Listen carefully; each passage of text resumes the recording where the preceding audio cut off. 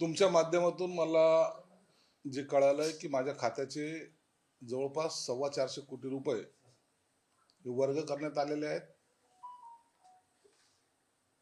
पूर्वी सुद्धा माझ्या खात्यातून 7,000 कोटी जवळपास वर्ग करण्यात आले होते आणि याची मला काही कोणती कल्पना सुद्धा नाहीये, मला त्याची माहिती नाहीये. परंतु जर सामाजिक खात्याची जर आवश्यकता नसेल किंवा त्या खात्यामध्ये पैसे खर्च करायचे नसतील, ते खातं बंद केलं तरी चालेल. कशासाठी पाहिजे? सामाजिक न्याय खातं हे सर्व दलित वर्ग, पीडित वर्ग या सर्वांसाठी आहे ते खातं आहे आणि त्यालाच पहिलाच निधी अपुरा पडतोय आणि याच्यातून निधी वर्ग करता येत नाही हे मी वारंवार सांगतोय. कारण की हे तुम्हाला बंधनकारक आहे, याच्यातून तुम्हाला निधी कट करता येत नाही. पण तरीही जर असा निर्णय होत असेल तर त्याची मला कल्पना नाही, परंतु निश्चितच मी या बाबतीमध्ये मुख्यमंत्री साहेबांशी चर्चा करेल. पण या अशा सगळ्या गोष्टीतून सरळ सरळ हा मागासवर्गीय आणि दलित समाजावरचा अन्याय म्हणावा लागेल.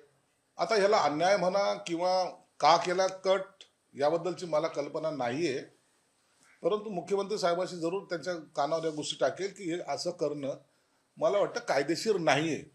परंतु फायनान्स डिपार्टमेंट आहे ना, ते आपली जी मनमानी चालवतंय, त्यांना जे वाटतं ते खरं, ते कायद्यात बसतं असं जे काय दाखवत आहेत दरवेळेला, ते चुकीचं आहे आणि याला माझा विरोध आहे.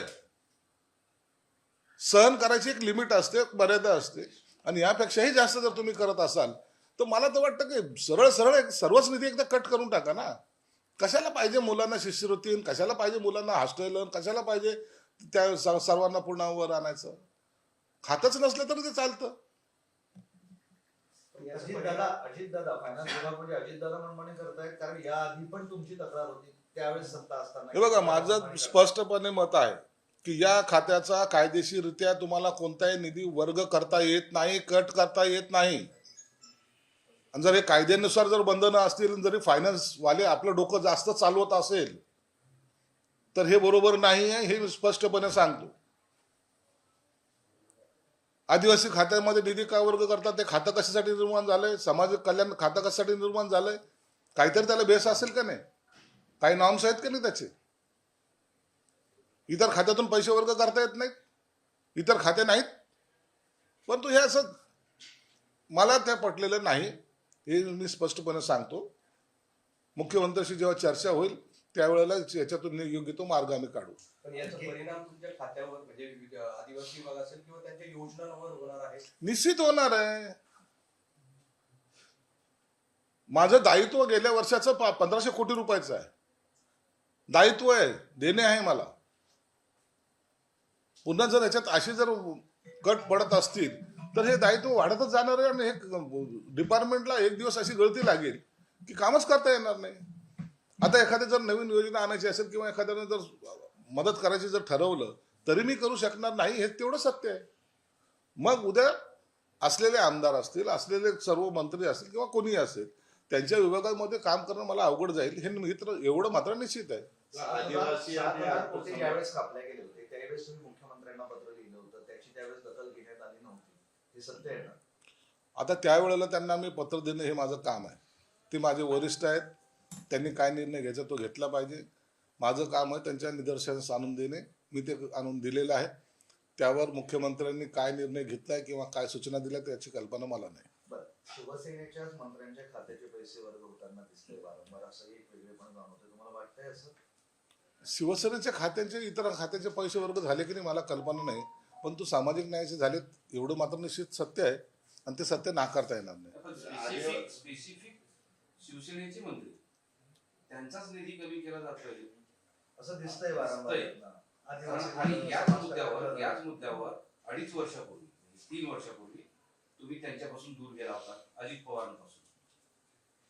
हे बघा, मी आताही सांगतो, माझ्या खात्याचा कोणताही निधी तुम्हाला इतरत्र वर्ग करता येत नाही. हा नियम आहे, हा कायदा आहे.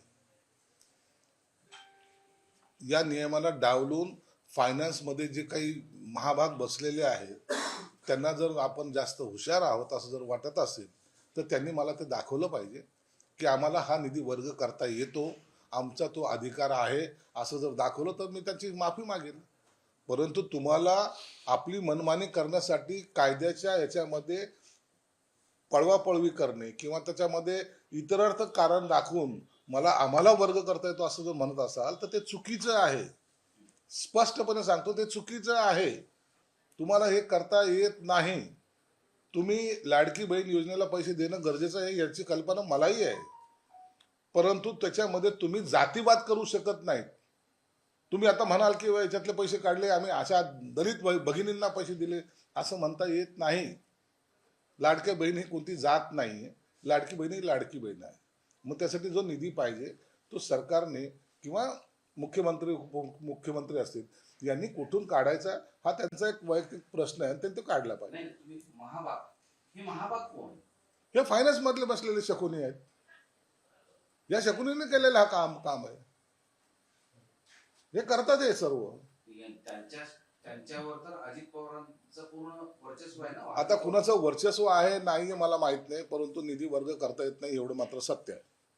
पण असं आहे की आदिवासी आणि अल्पसंख्याक समाजाचा आवाज मोठा नाही, सत्तेत मोठा सहभाग नाही, त्यामुळे सहज यांचा निधी वळवला तर काय आवाज होणार नाही, कोणी विरोध करणार नाही, ही एक भावना सरकार. असं नसतं. आदिवासी असोल, दलित पीडित लोक असतील, इतर समाजाचे लोक असेल, जे वंचित घटक आहेत त्यांच्यासाठी सरकार कोणतंही असलं तरी त्यांना एक पॅटर्न दिलेला आहे, एक कायदा त्यांच्याशी बनलेला आहे. आणि मंत्री कोणी असेल किंवा सरकार कोणाचं असलं तरी काही फरक पडत नाही. तेवढा निधी हा त्यांच्या खात्यामध्ये त्यांना द्यावा लागतो आणि त्याच्यानुसार काम करावं लागतं. हे बंधनकारक सर्वांसाठी. दुसरा एक मुद्दा असा आहे की 100 दिवसाचं ऑडिट केलं, त्याच्यामध्ये तुम्ही फार पिछाडीवर राहिला आहात का? अशाच परीक्षांमुळे नाराज आहात म्हणून हे काम संत गतीनं सुरू आहे की नेमकं याच्या मागचं कारण काय आहे?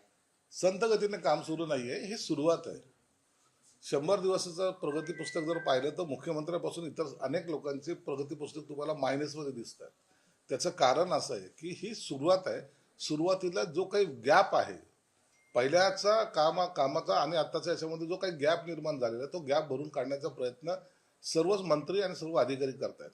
म्हणून तो गॅप भरायला पहिल्या याच्यामध्ये तुम्हाला कमी मार्क दिसतील, परंतु आणखीन हा जो कार्यक्रम पुढे कंटिन्यू चालणार आहे त्याच्यामध्ये निश्चितच तुम्हाला प्रगती झालेली दिसेल आणि आम्ही जे काही पिछाडी आहोत एक दिवस आम्ही आघाडीवर निश्चित तुम्हाला दिसू. लोकांच्या नजरेत चांगली कामं करणारे विभाग नापास झालेली आहे, त्याला कारणीभूत कोण आहे? कारण नापास म्हणून समजू नका. मी तुम्हाला सांगितलं मागचा गॅप भरायचं काम आम्ही पहिले करतोय आणि आता एक सुरळीतपणा त्याला यायला लागलेला आहे. आता 7 तारखेला पुन्हा सीएम साहेबांनी बैठक आयोजित केलेली आहे. पुन्हा सर्वांचा झाडाझडती होणार आहे. पुन्हा खात्याने काय काम केलं याची माहिती त्यांना द्यावी लागणार आहे. म्हणून हे निरंतर म्हणजे चालत असलेली प्रक्रिया आहे, निरंतर चालत असलेली प्रक्रिया आहे आणि त्या प्रक्रियेचा तो एक भाग आहे. बरं, तो एक रायगडच्या पालकमंत्री पदाचा तुमच्या पक्षाचा विषय आहे म्हणून विचारतो की आता ती 100 दिवसामध्ये तिथल्या तटकरे या 1 नंबरवर आहेत महाराष्ट्रात, त्यामुळं तुमच्याकडे ते पालकमंत्रीपद मिळेल अशी धुसरच आहे असं चर्चा सुरू झालेली आहे. खात्याचा आणि पालकमंत्र्याचा काहीही संबंध नाही. खातं हे वेगळा विषय असतो, पालकमंत्री हा वेगळा विषय असतो. मग 1 नंबरमध्ये कोण आलं म्हणून आता सगळे बाकीचे सर्व कुचकामी आहेत, निकामी आहेत असा त्याचा अर्थ होत नाही. म्हणून त्याची एकमेकांमध्ये मिसळ करणे किंवा एकमेकांमध्ये दाखवणे हे चुकीचं आहे. खात्याचा काम जर त्यांचा चांगला असेल तर निश्चित त्यांचं अभिनंदनाला ते पात्र आहेत, परंतु त्याचा आणि पालकमंत्र्याचा काही संबंध नाही. अजित पवारांनी पुन्हा एकदा मुख्यमंत्रीपदाची खत बोलून मलाही मुख्यमंत्री व्हावं वाटतं, मात्र योग जुळून आलेला नाही. मला मुख्यमंत्री व्हायचं होतं पण योग मिळून आले नाही, मात्र भविष्यात महाराष्ट्राचा मुख्यमंत्री होईल. निश्चित आहे राजकारणामध्ये अपेक्षा ठेवणं काही गैर नाही आहेत, परंतु मुख्यमंत्री जरी अजितदादा झाले नाही तरी त्यांनी एक रेकॉर्ड केलेलं आहे उपमुख्यमंत्री पदाचं. मला वाटतं इतक्या प्रदीर्घ कालापर्यंत कोणी उपमुख्यमंत्री राहिलं नसेल. निश्चित भविष्यात जर योग आलेच तर ते मुख्यमंत्री होतील आणि राजकारणामध्ये अशी अपेक्षा बाळगणं काही गैर नाही. संजय राऊत म्हटले काश्मीरमध्ये हत्याकांड अजित पवारांचा विचारतोय, माजी मुख्यमंत्र्यांचा सन्मान ठेवला होता अजित पवारांनी पुण्यामध्ये, तिथे एकनाथ शिंदे गेलेले आहेत. काय तुमच्या आणि त्यांच्यात काही खतखत सुरू आहे का निधी आणि अशा? कारण माजी मुख्यमंत्र्यांमध्ये एकनाथ शिंदे आहेत, उद्धव ठाकरे शरद पवार नाही गेले समजू शकतो, पण एकनाथ शिंदे नाही. नाही, एकनाथ शिंदे साहेबाला दुसरं काही काम असेल म्हणून तर कदाचित गेले नसेल. नाराजगी व्यक्त करताना एकनाथ शिंदे हे स्पष्टपणे बोलतात, म्हणून त्याच्याबद्दलचं शंका घेण्याचं काही कारण नाही. उद्धव ठाकरे पण नाही गेले. मग उद्धव ठाकरे तर काय, ते कोणत्या कार्यक्रमाला जातात? ते परदेशात आहेत, ते तिकडं कॉन्फरन्स चालू आहे त्यांची. शिवसेनेने एक कॅम्पेनिंग सुरू केली सदस्याची आणि उभाटाला दिवसातण्यासाठी त्यांनी असे बॅनर लावले, मैत्री धाग्याशी नाही मैत्री वाघाशी, आणि एकनाथ शिंदे साहेबांचा फोटो टाकला. सत्य आहे ना, शिवसैनिकांना प्रवेश द्यायचा, हातात शिवबंधन बांधायचं, नंतर त्यांचे फोन घ्यायचे नाही, त्यांना भेटायचं नाही, त्यांच्याशी बोलायचं नाही, हे कोणतं बंधन आहे? म्हणून त्या बंधनापेक्षा वाघाशी मैत्री करा, तर ते त्या मैत्रीला अर्थही प्राप्त होतो आणि त्याचा सन्मानही वाढतो. व्यवस्थ परिषदेला शिवसेनेचे मंत्री आणि हे त्यांचा काही वावर दिसत नाही, तिथं भाजप आणि राष्ट्रवादीचाच वावर दिसतोय. नाही, काही कारण असतील त्या खात्या संदर्भामध्ये, तो विषय असेल म्हणून ते गेले असावेत. त्याच्यासाठी असं अदरवाईज घ्यायचं काही कारण नाही. मी आता म्हणतो गेलो होतो दुसऱ्या एका परिषदेला, माझ्या खात्याचा होतो म्हणून मी गेलो होतो. सगळ्यांनी जावं असं काही बंधनकारक नाही. काश्मीरमधील हत्याकांडासाठी अमित शहा जबाबदार आहेत. चुन के मारेंगे काय म्हणता? आमचेच लोक मारले गेले, तुम्ही राजीनामा दिला पाहिजे. विरोधकांनी सुरुवातीला राजीनामा मागितला पाहिजे असं संजय राऊत म्हणाले. पवारांनी राजीनामा मागितला पाहिजे अमित शहा. आता कोणी काय केलं पाहिजे याची अक्कल घेण्याची गरज त्या मोठ्या नेत्यांना नाहीये. यांना जेव्हा बाळकडू पाजत होते त्या टायमाला मुख्यमंत्रीपदी शरद पवार होते, म्हणून आपण त्या गोष्टीचा विचार केला पाहिजे की आपल्याला राजकारण कळतं किती. काँग्रेस सारखा राष्ट्रीय पक्ष ज्यांनी देशावर इतके वर्ष सत्ता गाजवली, त्यांनी बिनशर्त पाठिंबा दिलाय. त्यांची काहीतरी असेल नसेल थोडीशी लाज त्यांनी राखली पाहिजे. आणि म्हणून जे तुम्ही संपायला लागलेले, तुमचं जे महत्व अस्तित्वहीन झालेलं आहे, तुम्ही इतरांना सल्ले देण्यापेक्षा पक्षामध्ये सल्ले द्यायला सुरुवात करा. देशावर जेव्हा घाला होतो, देशावर जेव्हा हल्ला होतो, अतिरेकी जेव्हा देशाच्या नागरिकांना मारतात, त्या टायमाला हे सर्व पक्षभेद बाजूला सारायचे असतात आणि एकमेव ध्येय असलं पाहिजे.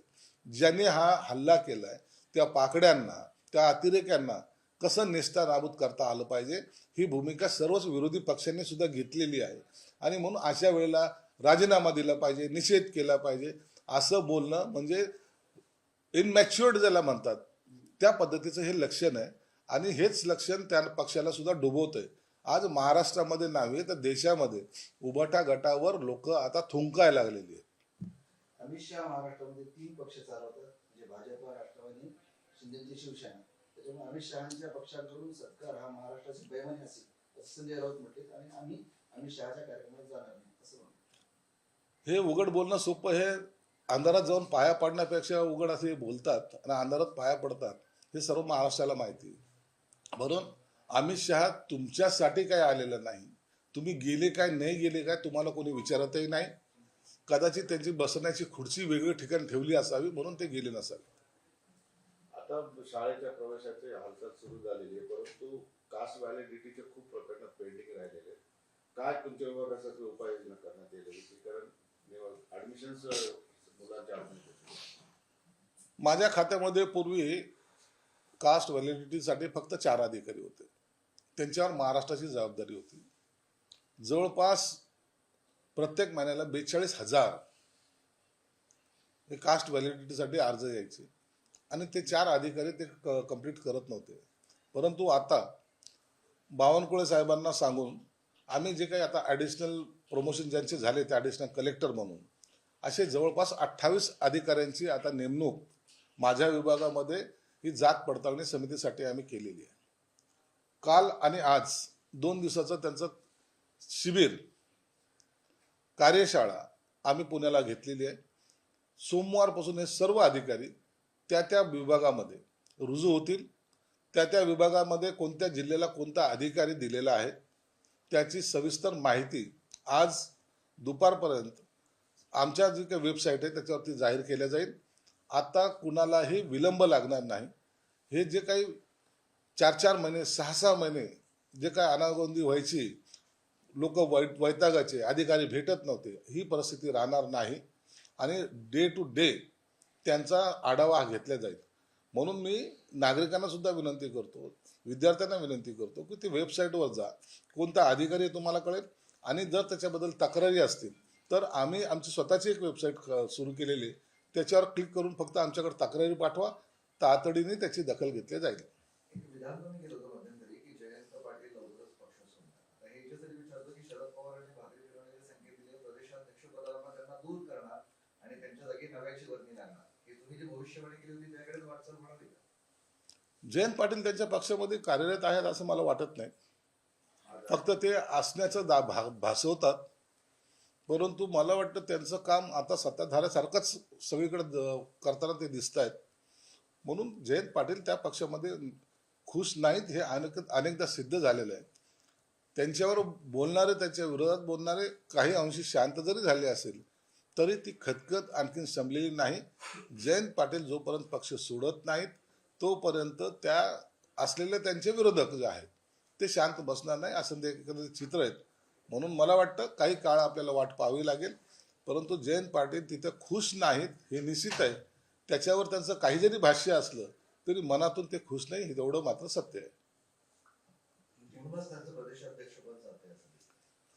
आता प्रदेशाध्यक्षपद जाणं ठेवणं न ठेवणं हे शरद पवारांचा अधिकार आहेत, त्या अधिकारावर भाष्य करणं योग्य नाही. चलो.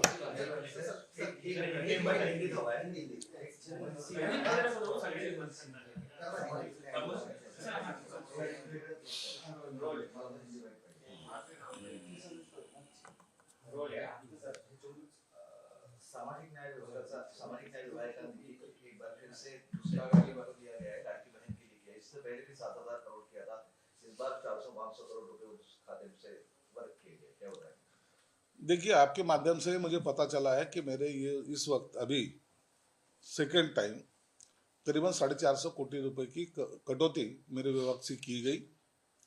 मुझे लगता है कि सामाजिक न्याय विभाग या तो आदिवासी विभाग, इसका कोई भी पैसा आप कट नहीं कर सकते, ये कायदा है, ये कानून है, और अगर ये किया गया है तो ये गलत है।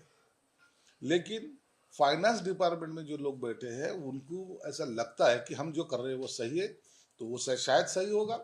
लेकिन इसके बारे में उनको अगर ऐसा लगता है कि इसी डिपार्टमेंट से पैसे अगर वर्क करना चाहिए तो कटौती करना चाहिए, मुझे लगता है डिपार्टमेंट नहीं भी रखे तो क्या फर्क पड़ता है। फिर जिस उद्देश्य से ये डिपार्टमेंट स्थापित किया गया है, जिस वजह से ये डिपार्टमेंट चल रहा है, भले आदिवासी हो या समाज कल्याण हो, उसके उद्देश्य अगर अपन खत्म करना चाहते हैं तो डिपार्टमेंट नहीं रहा तो भी क्या फर्क पड़ेगा। इसलिए लेकिन ये बात मैं गंभीरता से ले रहा हूँ, मैं सीएम साहब से इस बारे में बात करूंगा और सीएम साहब के नजरों में ला के दूंगा कि इस डिपार्टमेंट से जो कटौती की गई है वो गलत है। एक मराठी प्रश्न शेवटचा. सातत्याने काँग्रेस आणि राष्ट्रवादी म्हणतात की भाजपने देश अदानी आणि अंबानीच्या गळ्याला बांधलेला आहे, त्यांना विकायला काढलेलं आहे, आणि काल त्या शरद पवार आणि गौतम अदानी यांच्यातून 3-4 तास भेट झाली, चर्चा झाली. आरोप करणारे देशाच्या प्रगतीमध्ये प्रत्येकाचा हिस्सा वाटा असतो. अदानी असेल, अंबानी असेल, पहिले गोदरेज नव्हते का, पहिले टाटा नव्हते का, पहिले इतर लोक मोठे उद्योगपती नव्हते का, किर्लोस्कर नव्हते का. म्हणजे मोठ्या उद्योगपतीने तुमच्या उद्योग क्षेत्रात येऊ नये असा त्याचा अर्थ थोडी आहे. म्हणून तुमचा राजकीय काही मतभेद असतील, परंतु देशाच्या प्रगतीसाठी सगळे उद्योगपतीला हाताशी धरणं हे क्रमप्राप्त असतं आणि त्याच्यामुळे उद्योगामध्ये भरभराट सुद्धा होते. तुम्ही प्रत्येकाला चोर समजून जर त्यांच्याकडे पाहत असाल तर मला वाटतं हा दृष्टिकोन योग्य नाहीये. अनेकांनी आपल्या बलबुत्यावर, अंबानी असेल, धीरूभाई अंबानी असेल, त्यांनी त्यांच्या बलबुत्यावर उभं केलेलं साम्राज्य आहे, आणि म्हणून असं साम्राज्य जर एखाद्याचं उभं राहिलं तर ते देशाला लुटलंय असं म्हणणं योग्य नाहीये. आणि या सर्व लोकांची गरज आपल्या या देशाला आहे, आणि जे देशाच्या कारभारामध्ये हातभार लावतील त्यांचं आपण स्वागत केलं पाहिजे. शरद पवार त्यांना भेटले असतील. शरद पवारांचं त्या सर्व उद्योगपतीशी पहिल्यापासून मैत्री आहे. हे काल आलेले उबाटाच्या लोकांचे आणखीन त्यांच्या दरवाजाबरोबर उभे ते शरद पवार अनेक वेळा त्यांच्या घरी जेवलेले आहेत. साहेब, एक प्रश्न आहे की अतिरेक्यांनी धर्म विचारून मारलं, पण तुम्ही धर्म विचारून कारवाई करत आहात असं अबू आझमी म्हणाले. मुस्लिमांना सर्वत्र त्रास दिला जातो असं सुद्धा म्हणाले अबू आझमी. भारतातल्या जो या देशाला मानतो त्या मुस्लिमाला कोणत्याही प्रकारचा त्रास दिला जात नाही. परंतु जो पाकिस्तानला सपोर्ट करतो, जो अतिरेक्याला सपोर्ट करतो, तो त्याला आम्ही देशद्रोही किंवा अतिरेकी म्हणतो. म्हणून आम्ही कोणतीही जात पाहून कधी कुणावर कारवाई करत नाहीत, परंतु ज्याने जात पाहून हिंदूंना मारलंय त्यांना आम्ही सोडणार नाही एवढं मात्र निश्चित आहे. मग त्यासाठी अबू आझमी सारखे कितीही पाकिस्तान धार्जिणे लोक समोर आले, औरंगजेब धार्जिणे लोक जरी समोर आले, त्यांची सुद्धा आम्ही गय करणार नाही. ह्या काय अर्थ आहे या वक्तव्याचा? असं संवेदनशील परिस्थिती आहे अशा प्रकारे अबू आझमीचं बोलणं अबू आझमी हा नेहमीच देशाच्या विरोधात बोलत आलेला आहे. अबू आझमी हा फक्त जात धरूनच राजकारण करत आलेला आहे. परंतु त्याला सुद्धा अक्कल आली पाहिजे की जो ओवैसी जातीच्या आधारावर भडकाऊ भाषण करायचा, त्यांनी सुद्धा या वेळेला मान्य केलंय की अतिरेकीने केलेला हल्ला हा चुकीचा आहे आणि त्याचा बदला घेतला पाहिजे. हे त्यांच्याकडून ह्या अबू आझमी सारख्या असलेल्या काही धर्मांधाने शिकलं पाहिजे. आणि मला वाटतं हीच नीती हे सर्वांची असली पाहिजे. देशाला प्रथम प्राधान्य, नंतर आपल्या धर्माला प्राधान्य. देश विदेशातील प्रत्येक घडामोडींचे लाईव्ह अपडेट मिळवण्यासाठी आता साम टीव्हीच्या सर्व सोशल मीडिया प्लॅटफॉर्मला लाईक, फॉलो आणि सबस्क्राईब करा. तसंच सर्व नोटिफिकेशनसाठी बेल आयकॉन प्रेस करायला विसरू नका.